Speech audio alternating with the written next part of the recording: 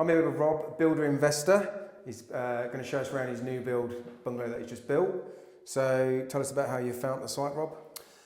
Well, like I've just been saying to you, it was a bit of an infill job because we were waiting for planning permission on another plot, and it's been taking forever. So I spotted this. I've been watching it for about 6 months. I think I was actually watching it when I came down to your 3-day training. So when did you do my 3-day training? It's nearly a year ago. Yeah, now, it's probably about a year ago now. And I was watching it on, on Rightmove, and it was way too expensive. Right. And I didn't really want to come in with a low ball offer. I've done it in property, but I just thought with the land, the estate agents generally knew what they were talking about. But since then, they don't. Yeah, we put that one right. Yeah, that they don't. some of them do. Don't get me wrong. There's some good ones out there. But yeah, so I went in with an offer, back and forth, ended up paying, I think it was up for 85, 90 grand, something like that. And we ended up paying 52. Really? Yeah, that's a good deal. And we paid for their legal fees. Right. I know there was a bit of a sweetener. Yeah. Well, I mean, I always think like when you're buying something from a vendor, if you can take away all that heavy lifting, all the guesswork, like you say, just pick up some fees, they can't really say no because it's like, well, actually, and like you can pay their legal fees of say 1,500 quid, and they'll knock you 10 grand off. It's tax deductible as well, it's isn't crazy. it? Yeah. So, okay. So, but yeah, it's kind of, there was a bit of a story behind it. The guy bought this plot, he lived in the house across the road, started to build it, passed away. So unfortunately, his wife held on to it for 10 years, it stood derelict. So there's a bit of a story there. So what stage was it built up to? It was up to wall plate, but it would all start collapsing in on itself. So we had to it was basically a new build minus the footing. So you took it back down to DPC. We took it back down to slab and rebuilt it, yeah.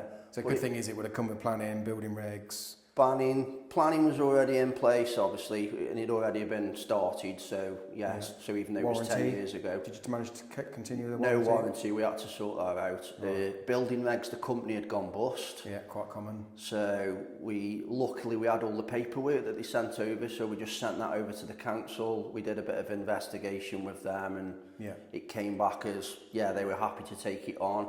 Yeah. On the old regs, which was a bonus.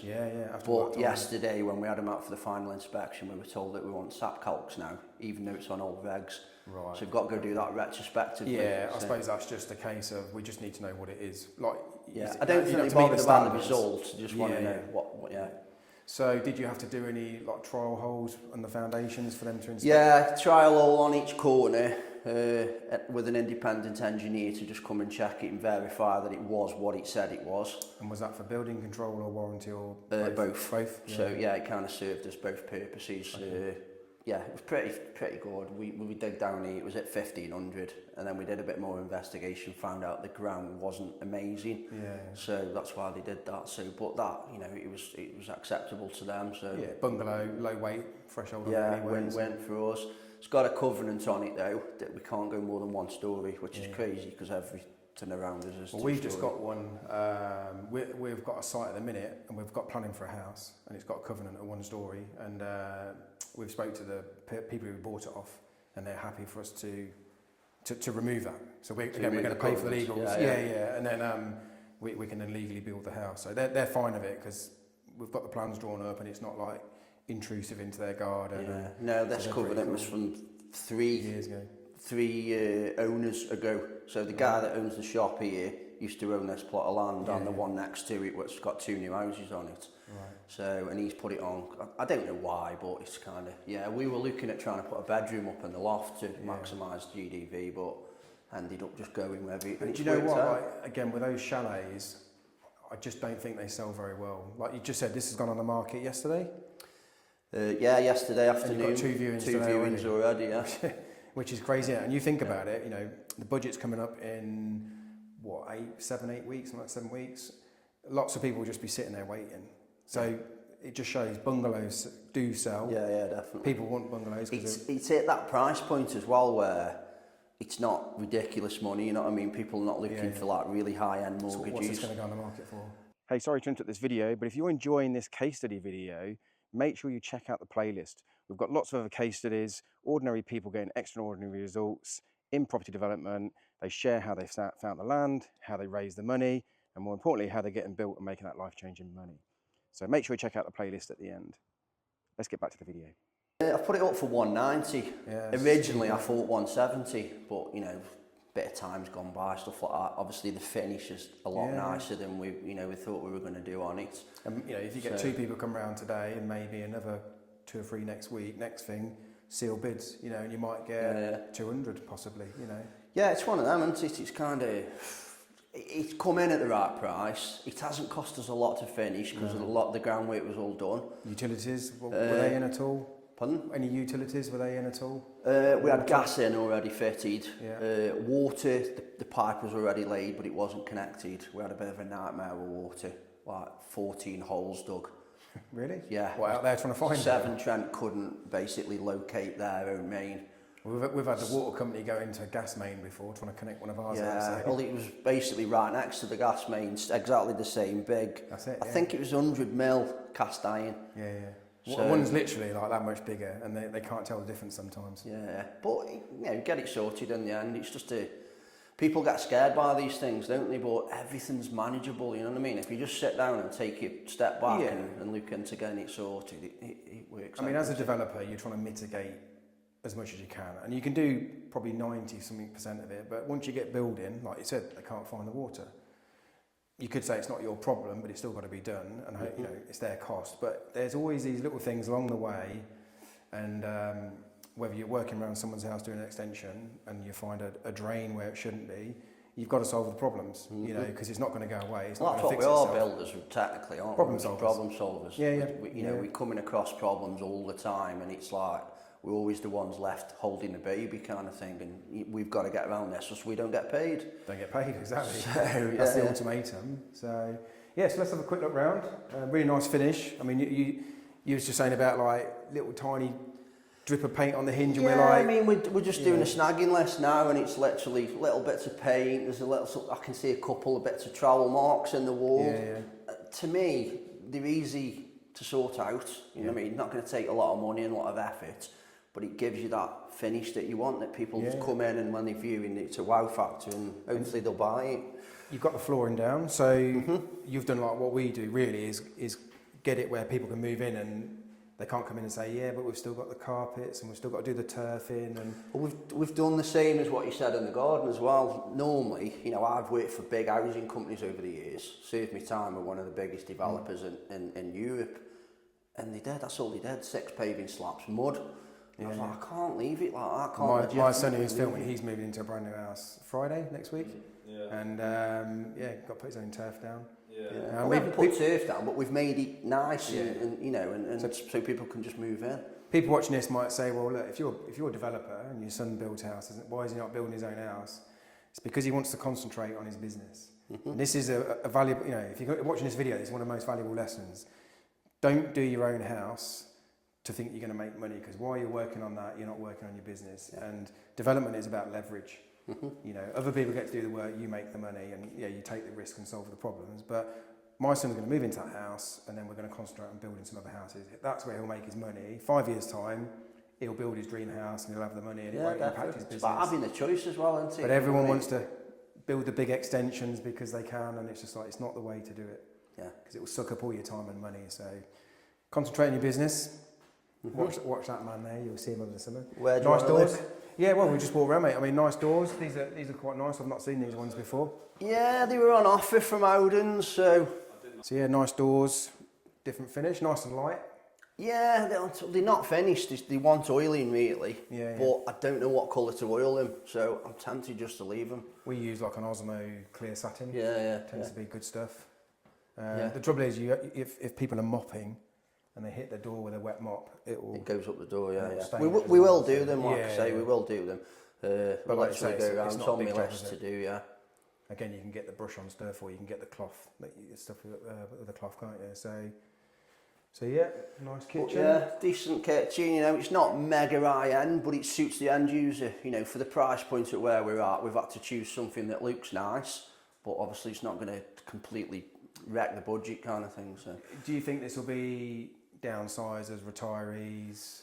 I did do, yeah. I thought it would be, yeah, people, you know, not the end of life, but, you know, kind of getting a bit older, grandkids, stuff like that, need a spare room. But no, the people that have booked viewings are younger people. Right. So it's kind of, that's a good market for me because you're attracting everyone. Yeah. You know what I mean? Younger people can't afford these big fancy houses nowadays. So I mean, we build a lot of bungalows. We've just built some 5 beds. And it's quite ironic because we build mostly 4 beds, mostly 5 beds. Never ever have kids move into the houses. It's always 2 people. It's crazy, isn't it? 5 bed house and 2 people. Yeah. And we get a lot of people that are divorced, and then this is their sort of new house together in a new relationship. Get quite a lot of that. So, like you say, you never know what's going to come. At the end of the day, I'm not too worried who buys it, are you with me? As long as that money comes, it's kind of, that's what it's a business at the end of the day, isn't it? But yeah, it's about creating a product everyone wants, isn't it? Yeah, and this, like you say, it doesn't have to be just retired people who want a bungalow. Young people actually start looking at thinking, do you know what? Yeah, I like to live in a bungalow. It's got a nice sized driveway, nice sized garden. And what's the alternative to go and buy as a brand new house? You know, a lot of it is either estate, which is 99% of the market, or they come to developers like me and you, where they can have something with nicer doors, nicer radiators, you know, a little bit more money spent on it. Well, Bovis or someone wouldn't put those doors on for a fat 6-panel grain, still. Yeah, 6-panel grains. Yeah. So, like you say, as a developer, we can spend another probably £2,000 in here, but it's like 10, 15 grams worth of perceived value. What's noticeable the minute they walk in, like you said, 6 paving slabs, we can put 20 paving slabs down. To us, it's even if it just sells it quicker for me. Yeah. You know what I mean? It allows you to move on to the next deal, and which is money at the end of the day. So yeah. So what have you got in your 2 or 3 bedrooms? This is a 2-bed. This one is. Yeah. Like I say, we were looking at going up in the loft, but we just thought it didn't warrant it. The extra cost for what we would gain on the GDV wasn't worth it. So again, it's about looking at your numbers, isn't it, and looking at the end value, looking at the end user. It's sometimes just about getting in and out. Like you say, you know, we've just been to John, one of the mentees, and 2-bed house, came with planning. He's had no issues whatsoever building it. And like he said, you know, you'll get in there, probably make 80, 90 grand. I think he said about 100, if he can get the price he wants. 100 grand. And it's like yours, it's almost like a filling job. In and out, yeah. Yeah, 100 grand for, you know, and he's not really physically done it himself because the brickies have done that, the scaffolders have done that. Yeah. So, well, if you go back 5 years, when I was just building extensions, for me to earn £100,000 profit, you know, it was virtually impossible. You know what I mean, with the small team that I've got. You know what I mean? So it's a no-brainer, isn't it? So. Yeah. So you got another one that you're going through planning on at the moment. Yeah, that was purchased off one of your old mentees, John Colclough. Yeah, John. So what are you waiting on that one at the moment for? Yeah, we bought it with outline. Yeah. It's an old allotment, but what happened was when we bought it, the solicitor didn't tell us about a piece of land that they were retaining to put a shed on. Right. So when we've gone to satisfy the conditions on the outline, the plot of land is actually smaller than what was originally applied for, so it's posed problems. So that's just been picked up on the legals? It's been picked up, by the planner race basically, and he said, Luke, we can't, this now is overpowering the plot of land, which it isn't, but it's you've got to bear with them kind of thing. So all we did was we looked on the planning app on authority website, and we found out they'd already had planning 5 or 6 years ago for a bungalow, and it was approved, fully approved. Right. So we just went back to that scheme. I found the architect who'd done the original plans, who so happened to be my architect. Right. Didn't realise. Well, he didn't even tell you? No, didn't even know. We got the original plans for this 4-bed bungalow. Right.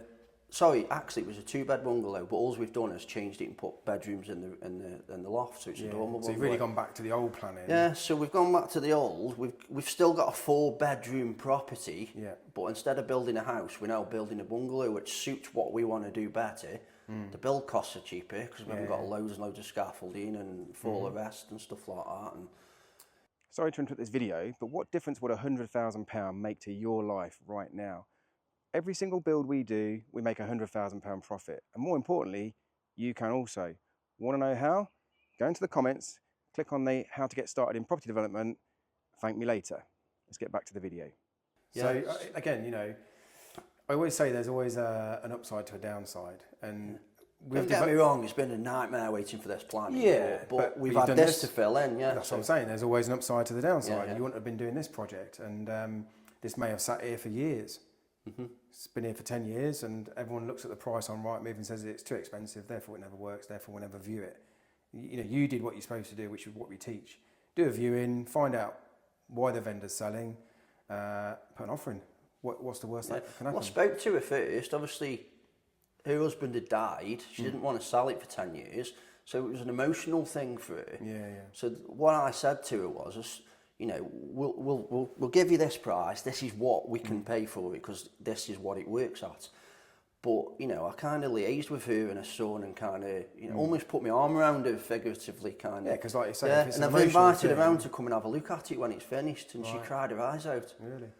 So that little bit of an emotional attachment to it has helped me purchase the land for what I needed. So meeting and speaking to the vendor is really what's been the difference, which I always say, I think if you can meet a vendor, you've probably got 90% chance more of agreeing on a deal, because people do business with people, and often it's not about the money anymore. Like you said, you've listened to her. She's been here for 10 years and she wasn't that bothered, so it's kind of, so she wanted the money out of it, obviously, so she could move and do what she needed to do. Closure on it. So, and like you say, it's gone to a good person who will then build a nice house, so it goes to somebody else, a good person as well. Okay. And obviously, as you can imagine, this has been stood derelict for 10 years. Imagine how happy the residents are now around here. Well, it's the nicest house in the street now, so, which is going to increase the value of theirs. And like you say, we actually placed an offer on next door but one, which is like a 2-bed terraced. Right. But we didn't get it. But you know, we were hoping we'd get that and bring it up to the same standard as this. Like a refurb. Yeah, bring the GDVs up together, kind of thing. But that didn't work out. But so where I've just parked over there. Is that just you get on well with a neighbour and they don't mind you parking Basically, due to the fact that we've helped them a little bit with a few things, and the fact that we're getting this back up to standard and they haven't got to look at a derelict building, they were just happy for us to park on their drive and all sorts. Which helps during the build, because like massively helpful, because this road is it's a lot busier than you would think it is. Did you have the odd materials delivered over there sometimes, or is it always? Yeah, we had like the truss wagging parked on there, so we can load them over here and stuff. Little things like that, innit? And you know, we always try and introduce ourselves to the neighbours if we're going to be there. But this morning when I got here, went into the shop around the corner, couple of cans for the guy, bottle of Prosecco for the lady, and there you go. Just keeps people sweet, doesn't it? So it's worth 20 quid, whatever it cost me for. It's nothing, is it? Just for, like you say, a bit of a, you know, thank you for putting up with the noise and the mess. So when do you hope to get on the other site? Are you hoping to be on there for, say, January? Yeah, we've basically, my architect has set a bit of a, not threatening email, but very strong email yesterday. And he's told me if we've not heard back by Monday, then we're going to go to formal complaint. Because it's just taking too long. Yeah, I mean, it's not, you know, it's not the route you want to do. You don't really want to get on the wrong side of the planners. No, it's the last thing I want. So I was speaking to somebody yesterday, and theirs has been extended 8 or 9 times while they're waiting for this one thing. And it's not the council's fault, but it was like the wildlife trusts that holding things up. So I said, well, just pick the phone up. That's what we've had. Yeah, pick the phone up. Wildlife backlogged. Pick the phone up, speak to them. And I said, and just ask them. I said, because they're probably waiting for something from the council. I said, so you can't assume that they're just not doing their job. I appreciate people are busy, etc., but sometimes you just got to pick the phone up, say, look, we're waiting for this. I think it helps massively having someone, like my architect, he's almost like a planning consultant as well. Right. So having someone like that in your team, so someone who understands the policy, rather than just saying, well, I just design a house. If I went in with that email, I'd have upset him. No two ways about it. Are you with me? But he's, you know, he understands the system. He's diplomatic. He knows what he can and can't say. He knows the right person to speak to, like you say, language. They know the buttons to push that, like you say, get things moved, but without upsetting people. Because it is a really thing you have to tread carefully. And you get one chance, and if you do upset your planners, you've got to wait with him for the rest of your life. There's your application, back of the pile. Or they will just make your life awkward, some of them, you know, because they can, unfortunately. It's not a massive deal anyway, because we have got these 2 HMOs, you know, we bought 2, before we actually started with the development stuff, I was obviously doing property, buying cheap property, renting them out, and we've got 2 that we're in the middle of at the minute. So it gives us a good chance, to be honest, to get those done, get them finished and get them rented And out. you're retaining them for yourself? Yeah, we try. I'm in with a partner, an equity partner, she puts all the money in for all of this. Yeah. So, and the original idea was, and if you can remember when you came on my podcast, Did your podcast? Yeah. we were doing small HMOs, buying them and retaining them. You had this pot of money, and it was all going into properties, and I was like, why not doing developments? And he was like, I don't know. yeah, I should be really. And then you had to go back and convince your equity partner. I wanted to do it from the day one, but I just thought it was a step too far, and it's opened my eyes, seeing you do it, seeing what you've done, sitting in your training. This is a good first step on the ladder, though, isn't it? Like you say, this is the probably amount been of easy. stick I had for coming on your training, Really? because I've been building for 30 odd years. But 75% of the people that come on it are trades. Yeah, it's like people think just because you've been doing something your lifetime doesn't mean you know everything there is to know about it. We're all still learning, aren't we? Well, but you're always going to learn something by doing. Definitely. You can learn everything, but something will change next week in planning policy, regulations, utilities. That's why I say this one's been brilliant for the lads, because there's been a few problems, but nothing like disastrous. And it's their first one, like building a new build, and they flew it. They've really enjoyed it, and they're now looking forward to getting on to the next one. Because, like you say, compared to probably working around customers' houses, where everything's around the back of a house for extensions, for example. Here it's straight off the driveway. One thing we did have a problem with here, it's quite a major problem really, is because we had the problem with getting the water connected. We've had to bring water here every day. Yeah. So, but luckily, we spoke to the people next door but one, and they've been letting us use their outside tap. We've had to pay like. That's what we normally do. Yeah, just normally offer to pay a neighbour, or we've got water tubs that we'll bring, put them on the trailer, fill them up. That's what we were doing originally. And then big, get them off a forklift. 20-gallon drums and. Oh, we had the big meter cube, like you see on the farms. So we sometimes have one of them. If you don't use it, it goes a bit green. But that can be sometimes a challenge. I mean, it's just you can get companies that will bring water bowsers and fill them up for you, so you can do that. But yeah, sometimes you get to site and you're like, where's my electric and water? And well, we've got generators and stuff like that because we're used to building anyway where there's no electric. Because that's another thing with customers, they want you to build your extension. Don't want you plugging their electric. We're not like that in the south, like, mate. hang on. No, we're not like that in the south. We let you have electric. Yeah, but or they'll forget to leave the extension hanging out the window that morning. Or they switch it off in there, and you go in there in the morning, and plug in. It's like, it's not working. They've gone to work. Lock the house. So we don't get any of that now. So you've stopped working for customers, is that right?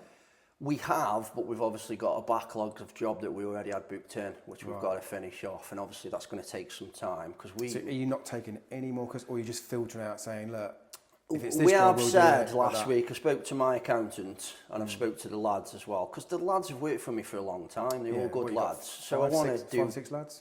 Yeah, I've got 5 lads now. We downsized quite a bit because it just wasn't working. We were just paying ridiculous wage bills out. We're doing a lot of work, but not really making much. So, but it's and we have said if anything comes along that looks meaty, looks juicy, we're not advertising no more. John was just saying he just doesn't do a job under pretty much under 100 grand anymore. Yeah. Because it takes just as much time to liaise with the customer, the contracts, the payments, the management, the organisation, the same trades. I'd rather do 6 jobs at say 200 grand each than 50 jobs. Yeah, exactly. So the one that they're doing now, it's a little side extension. It's about 70 grand. So it's not, it's not pittance, but no. But because they've done this, they've learned methods that they would do on new build stuff, and it's sped them up. So I've had a look at the profit and loss on that job. They're about halfway through it now. Right. And we're actually making more money since they've been learning how to do the new. That's good. Interesting to know. Yeah. So, but it's one of them. I think we're going to pick and choose basically. Yeah, I mean, like you say, you got that other house. You're always still looking, I'd imagine, for bits of land. Yeah, well, I bid on one yesterday. Offer got refused, but we're going to go back with a counter offer. And what's that for? That is a 5-bed, 3-storey house, a place called Stafford, not far from here. So that's a decent GDV on that. They want 185, 190, I think it was. Yeah, a lot of money in it for a plot of land. Yeah. But the GDV is 600 grand. Yeah. They're saying 650. I don't believe them. I've done my own comparables. It's closer to 580 to 600. So we've offered 145. We've gone to the lender. Lender said, yeah, we're happy to lend on that. That's another good thing that I've found. I've actually found a lender through posting constantly on LinkedIn. Yeah, because you're quite active on socials, aren't you? Yeah, they've told us they can lend within 2 weeks. Yeah, really? We can have money in this bank within 2 weeks. Really good terms. They'll lend 100% as well. Right. Based on my CV. Yeah. And they only work with builders. Yeah. So, I mean, again, you know, lenders do like to work with trades because, like you said, you can come around here and snag yourself. You can pick up some tools and you do it yourself. You can work weekends. If you know you're going to keep the project running all the time, because that's what we do as builders, isn't we? We don't, you know, you don't sit at home and have all the work done for you and just switch off. You say, do you know what? I'll just do it myself because I can. Yeah. With the social media stuff, you know, I'd advise everyone that's doing this kind of thing to take as many pictures, as many videos as you can, and show it on social media. Because when you do come to your next one to lend. People can see what you've done, you know what I mean, and then you know, you're mitigating their risk then. Yeah. So it just helps massively. Just, you know, it's not about showing off. It's documenting your journey, and it's social proof. Like I remember seeing the pictures of this. Like you say, it was falling in, and you come here now, and the transformation. You know, it's like pretty amazing. And like you say, it's not took you very long. Your lads have learnt a lot of stuff from it. Viewings today, so who knows? You might have an offer. I'm hoping, we've got 2 people come tomorrow that are fighting over it, hopefully, but if they don't, then, you know, it's literally early days, isn't it? So. And they could be in by Christmas, couldn't they? So good timing for you to get it done and sealed, and then hopefully on to the next one by... Yeah, because everything's in place. Apart from those SAP calcs, everything's in place, all the warranties sorted, you know, everything that they need in that park, certificates, you know, compliance stuff, it's all ready to go, so it can be pretty quick. You had it signed off? Is that all been done yet with the building control? Building control haven't signed it off yet because they want those calcs. Right, but they've been and done the final inspection and everything was fine. Yeah. I mean, they know as soon as they walk in as well, don't they? Yeah. You'll have to hear them comment. He come with a smoke bomb. I was like, what have you got that for? He says, we have to test the extraction now. Oh, did they? I'm like, you joking? Put them in here and see if it escapes. Never known that. No, just on. It's only a little thing. Like put it underneath the extractor in the kitchen. And on this one here, but he knows, what's all that marks? I says, that's where I was cutting tiles and it hasn't been cleaned yet. So, but yeah, that's what we're waiting for. We're now cleaning and then it's good to go. I've never seen him do that. So yeah, I've never seen it before, ever. No. And I was like, you can't set that off in here. I've just finished painting that. But it was like a match, basically. Smoke pellet. Yeah. We used to have them for the fires on the council years ago. So what would you say has been like your biggest challenge on here? Apart from the water, looking for 14 holes. Yeah. Has it been awkward? Because, like, you know, it's not a massive plot, as in you've got a bit of front driveway, but with traffic coming in and out. Yeah, I think what's been the most awkward thing on this one is because it was started 10 years ago, it's technically on old regs. So we've had a bit of a mixture and a bit of a mixed bag of what the building inspector wants. 75 mil cavities? It's 100 mil, yeah, but because we took it down, we spoke to the engineer and he allowed us a 10 mil overlap each side, so we brought it up to 120 mil cavity. Obviously we're never going to get 150 what we need now, so because it would be on the slab then and not on the footing. So, but yeah, that's been and again the water, you know what I mean, we had a margin of the water. Electric was pretty plain sailing. Gas was pretty plain sailing. I mean, generally, I find you don't have any problems with the stuff you can control.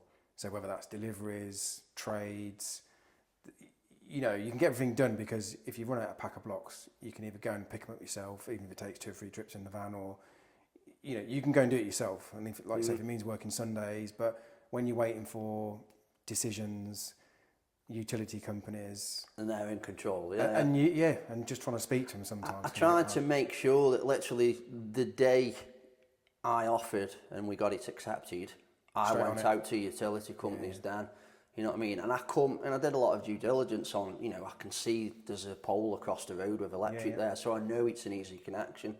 So if you're looking for these things, so I'm you know, we're looking at doing a JV with another one of your mentees, Lisa. Okay. And, you know, I went and looked at a plot with her a couple of weeks back, and that's what I was looking. You know, she was looking at the land and how gorgeous the view was and stuff like that. And I told I'm her not to speak to interested you in because, that. I'm looking in where the power is and stuff like that. I just said reach out to Robert. I said he's the man, because she can trust you to do all the build, no problem. Like I say, she's an investor, so perfect partnership, you know. And she wants to learn as well, which so that's another good thing people, about your training, the amount of people that you meet. You know what I mean? I live 20 minutes from John. Never met the guy before, and lives up the road. So ace bloke, you know what I mean? Become really friendly with him since then. You never know, do you? I mean, like John came down to work on one of our sites with. He bought another guy, Paul. They work with me and my boys doing the trusses and all that. So, like you say, you just never know, you know. And some of these clients stay with me for years. I connect them up with people. I've got people around the whole country, so you know, it's never far from anybody. Yeah. And I remember coming up here. I think when I came up here last time, you was like, "Hey, I'm just up the road. You should have popped in." Do you remember recently? Yeah. So that's why I just said to my son, I said, "Well, we'll pop in today and have a look round," and because I know that before, you know, it's sold and gone, and that's it. Yeah, well, hopefully it doesn't take long, but I'm quite proud. I've been doing this a long time, but I'm proud of this one. Are you with me? It's mine. If you know. Yeah, when you're doing extensions, it's like you say, it's just a job. You hand it over, and some of them you will look and think, "Oh, that's smart," but building a house and selling it is it does, like personable, and it's given me a newfound love for my trade. You know, for being in construction, because let's face it, after 30 years, we're getting fed up of it. Well, you just rinse and repeat, innit? Same old thing. Customers can definitely be a little bit more tricky now compared to what they used to be. There's no two ways. Well, they know the law as well. They know it inside out, and they get things like free legal cover on insurance and stuff like that, whereas we pay for it. But then on the other side, look at build quality from 30 years ago. Yeah. 30 years ago, probably got a decent house. Now the standards drop down, the quality of finish has stopped. There's a lot. So we're almost like, well, actually, we don't want to be at that level. So again, that's something to be more proud of, isn't it? Saying, well, do you know what? Even in the industry, though, people that are doing it, you know, you can see the finish of this. It's not a bad finish, is it? No. This is my standard. And people are going to see that. And we've still had problems with customers over, you know, we had a problem years ago with some work that we hadn't even done. I do feel like a lot of trades bear the brunt of just that customer in general. Like you're probably 100% better than the other trades, but will normally do it, and then still pick fault with it and it's try and get some money off the bills. Finishing trades as well get it in the neck, don't they? Yeah. Well, I don't have nothing to do with the insides. Once I put the shell up, I'm onto the footings and finding the next site. And well, we had a bit of a mind of it because we've had problems with the plumbing. It's just the plumber's just so busy. I've gone through quite a few plumbers over the years because them are the only trade that I always seem to have problems with. I don't think you're alone. And I found a really good plumber now, but he's so busy. He'll come and do an hour. He'll come and do a couple hours here. He'll be here at like 8, 9 o'clock at night and stuff. And this is not, you know, when you're doing something like this. And the plumbers are probably just used to going to doing like 2 or 3 hours on a fix on an extension or something. Now it's like you probably got to be here 2 or 3 days and they haven't got that capacity. And he was like, "Do you want me to do the bathroom?" And I'm like, "No, I'm going to do that myself because of how long it's going to take." Yeah, because you know. So I ended up getting my scuffs on and. Yeah, you was tiling that yourself, weren't you? Did the old bathroom, plumbed it in. I'm not a plumber at all, you know. Tiled it up and. But now it's looking good. I like the black taps and stuff like that. Little things, like you say, the doors, black hinges. It's just I'm trying to make it modern, but still appeal to that slightly older demographic as well. So So where do you sort of see yourself probably 5 years from now, apart from retired on the beach, probably? I'm not a beach person. No. You know what I mean? I'd much rather be on a mountain bike at the top of a hill somewhere, or walking, converting a van. Yeah. Well, I enjoy converting vans, but I just don't get the time to do them, kind of thing. But just having the choice basically. If I want to come on site for a day and enjoy it, then I'll go on site for a day, and I want to have that choice to wake up on a morning like today and think, you know what, it's absolutely nailing it down. I'm going to stay at home. I'm going to work in the office. I'm going to have a couple of weeks off, or. When you said in your course about, you know, doing your first development, getting that first, 100 grand in the bank, whatever it is, whether it's 50 grand, it's that bit of a buffer money, isn't it? That gives you choices, doesn't it? Yeah, absolutely. And 2 or 3 deals in, you know, that 50 or 100 could be 250 or 500. Yeah. Don't get me wrong, this particular project, because it's in an equity split partnership with my partner, I don't see any money out of that for 5 years. But that is about creating legacy and kind of building up for the future. Track record. So I can, like you say, you've got lenders now wanting to lend you money. You know, if someone comes to me and says, "Oh, do you know anybody who wants a site for 4 houses in Stoke or whatever?" I'm like, yeah, you know, speak to Rob. Yeah. So that's sometimes almost the benefit of all the people I get to meet. Is that as soon as something springs to mind, you know what I mean? So I can connect people up. Yeah. So you just never know what comes out of these things. We have a lot of people do joint ventures at some point. Like you say, like you say, you know, I've been in contact with John a lot. He's helped me. I've helped him with a few bits, and Lisa, you know, we're thinking of these are people that you'd never met. Yeah, I'd never met him. To come down and just spend a couple of days with you sitting and just learning basically. So what made you? Because obviously, like you say, you can build a house, but what make you come down and say, well, yeah, I'm going to go and spend? It was when you came on my podcast and obviously gave me that bit of a kick up the arse that I needed. Yeah, why are you not doing it? You know what I mean? I've always wanted to build my own houses for as long as I can remember, since being a kid. Basically, that's why I went into construction. You know, and I had the same issue with property. I thought you just need a load of money, which. You know, people think builders are loaded, well, it helps. We're not. It helps, but you know, every single one of my mentees or people that come through my training, they haven't got money. Yeah. So that's why we teach them lots of ways to either raise the money, structure the deals, joint ventures, deferred payments, whatever. There's lots of different ways to do it. Like you say, there's investors. Leverage as well. Are you with me? Yes, I've got skills in construction, but the next person might not have, but they might have skills in something else. Are you with me? So you leverage each other, you work together.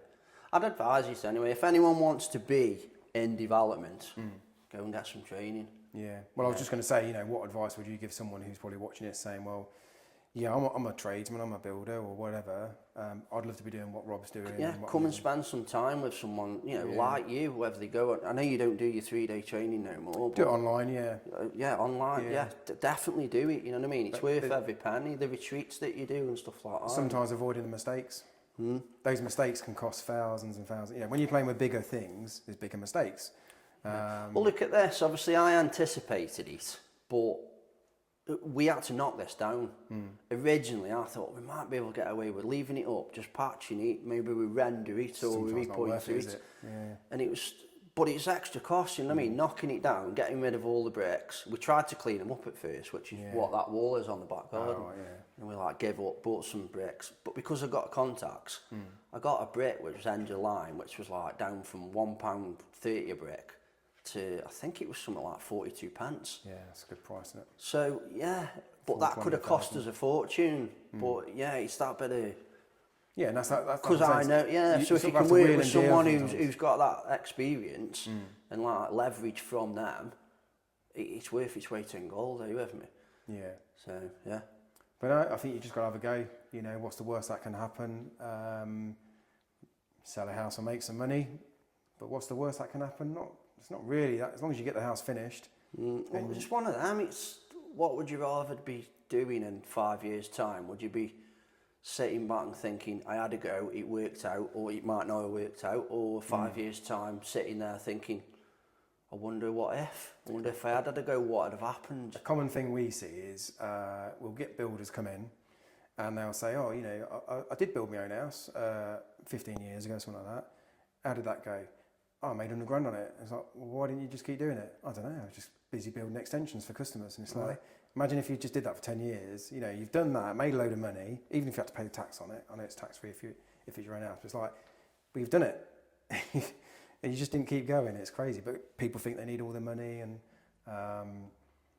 there's more money in the world now than ever. The government have been printing it, so it's there. It just changes hands. And when people have got money in their pockets, like now, it's a problem. Money in a bank is a problem. It erodes away of inflation. So, like say, you're working with a joint venture partner, potentially another. So it's a win-win, isn't it? Where they lend you the money, put the trust in you because you can do the build. Whether you split the profit or however that works, it's a win-win, and you'll just do another deal and probably bigger deals. And that's the way to do it. So, yeah, it's been good. It's been really good. I'm definitely glad I did it. So, and it is my way forward now. Definitely. But when you get on your next one, we'll come up and see it a bit earlier. Yeah, you'll have to maybe see bring the that trails one. up. Yeah, mid-truss or something like that. Yeah. And the sun. Yeah, that one's going to be a little bit more awkward than this because it's a shared drive. Right. So... Well, once it's finished, it's a shared drive. Yeah, but obviously we're sharing the drive to get materials up and Yeah. stuff like that, and it's a bit of a bank as well, so it's like things like if we need a crane and things like that, it's going to be a bit awkward, but you know, we'll get around it. We've put things in place as we can. Some of these companies now have those high abs that can just literally... Well, we spoke to one of the neighbours round the back and basically kept on terms with them, and we're basically just going to go to them and say, look, do you mind if we pull up here, if we damage anything, you know what I mean? And we'll pay you a bit of money for the... replace the fence or something like that. Yeah. So John's can lift straight over then. Yeah, John's just done the same. He's took a fence out, and then he's got all his deliveries, skips, site cabin, everything from the back, from a different road compared to the access where it's going to be for the house. So it's made his life a lot easier. That was one thing the lads were looking forward to, having a site cabin, but we couldn't fit one on here. They were really looking forward to it. So, well, I suppose you could have had it over. Well, the next one will, it works well for me because it means I haven't got to and fro in from the office. If I've got a site cabin, it's technically an office on site. Yeah. As long as you've got a laptop, that's all you need, and a phone signal. So it does make life easy. I tend to just work in the mornings for 15-20 minutes, come to site, and then I don't need to go back on my laptop till tomorrow. I can't wait till I've only got to do 15 minutes a day. It's good. That's what being a developer is about, isn't it? Yeah. Well organising, good project management, thinking at least a month ahead. Yeah. I'm pretty clever. I can see everything up in my head. I don't need to have everything in paper. And my boy, my son who's filming this, he knows. Like when them bricks come to site, there ain't going to be any bricks left over. There's not going to be any sheets of plaster. There's nothing. When we finish the site off, there is literally nothing, because it's just a natural skill for me. Obviously, there's ways of teaching it, but you have to be efficient, don't you? You don't want like two packs of bricks left over. You've been in the industry probably a bit longer than me, and it's kind of, you build those skills, don't you? When I'm counting up for plasterboards, I can literally look round a room and know exactly how long it's going to take somebody to do something. And the lads are like, have you just done that? But it comes with experience, doesn't it? Like you say, it almost becomes an instinct over time because you've done it so many times. But that's experience for you, isn't it? Mm-hmm. You can't buy experience. So it's about the only benefit of getting old, I think, is that you know more and you get cheap car insurance. Apart from that, there's not many benefits. But yeah, at the end of the day, I'm glad I come down, spent that bit of time with you. Yeah. Because this is where it's led me. Are you with me? I'm stood in here now, quite proud of what I've accomplished, and it's going to make me some money as well. And this has all come from you reaching out for me coming on your podcast as well, isn't it? So like you said, and over the years, I'll come back and have a look at your other projects. I'll connect you with more people. Who knows where it's going to go over the time. So spot on. Yeah.